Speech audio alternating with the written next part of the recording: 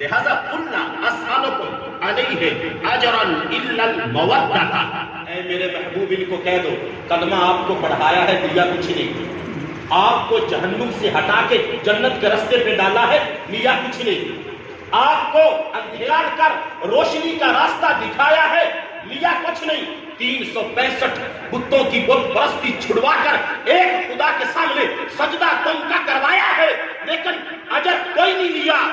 میں تم سے ایک اجر مانگتا ہوں، میں محمد ہو کے، میں امام الانبیاء، حضور فرماتے ہیں میں خاتم النبیین ہو کے، میں خاتم المعصومین ہو کے، میں سب کا سردار ہو کے میں تم سے ایک بات کا مطالبہ کرتا ہوں، اور وہ بات یہ ہے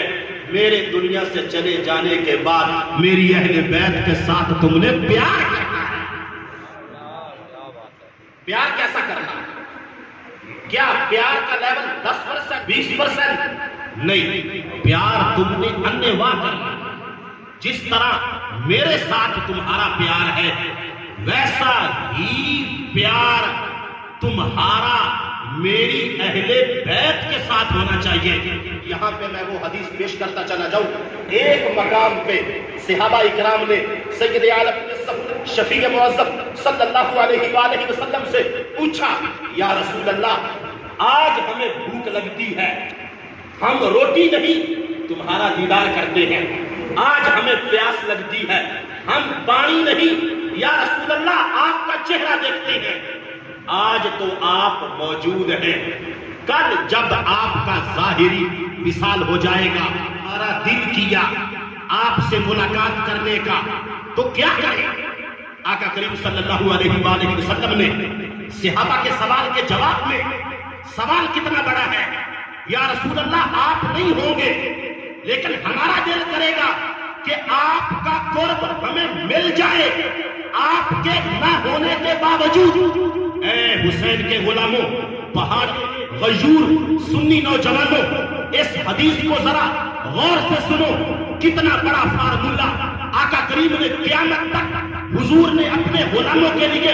صحابہ کے ذریعے اپنی امت کو دیا ہے۔ آج یہ سندیسہ، یہ پیغام صرف ان صحابہ کے لیے نہیں تھا، تیرے لیے بھی ہے، میرے لیے بھی ہے۔ قیامت کی صبح طلوع ہونے تک ہر ایک کلمہ پڑھنے والے غلام کے لیے ہے۔ جب صحابہ نے یہ کہا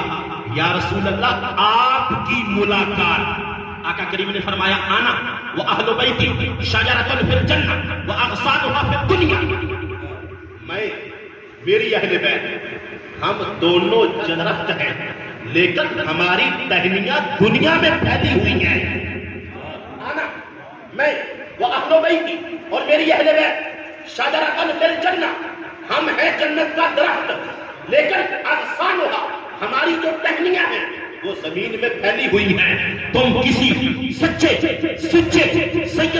جو کہ حسنی حسینی سید ہو، میری بیٹی فاطمہ کا بیٹا ہو، میرے بھائی علی کا بیٹا ہو، اس کی نسل میں سے ہو، زمانہ کوئی ہو، وقت کوئی ہو، ارادہ کوئی ہو، زبان کوئی ہو، علاقہ کوئی ہو، تم نے دنیا کے ٹکڑے پہ جب یہ خواہش کرنی ہے تو تمہیں کچھ کرنے کی ضرورت نہیں، کسی سید زادے کو تلاش کرنا، وہ جیسا بھی ہو اس کے دامن کو پکڑ لینا، اس کے دامن کی وجہ سے وَمَنْ شَاءَ اتَّخَذَ إِلَىٰ رَبِّهِ سَبِيلًا، تم دامن مصطفیٰ کو حاصل کر لو گے، جب تم میرے دامن کو حاصل کر لو گے تو پھر تمہیں دامن خدا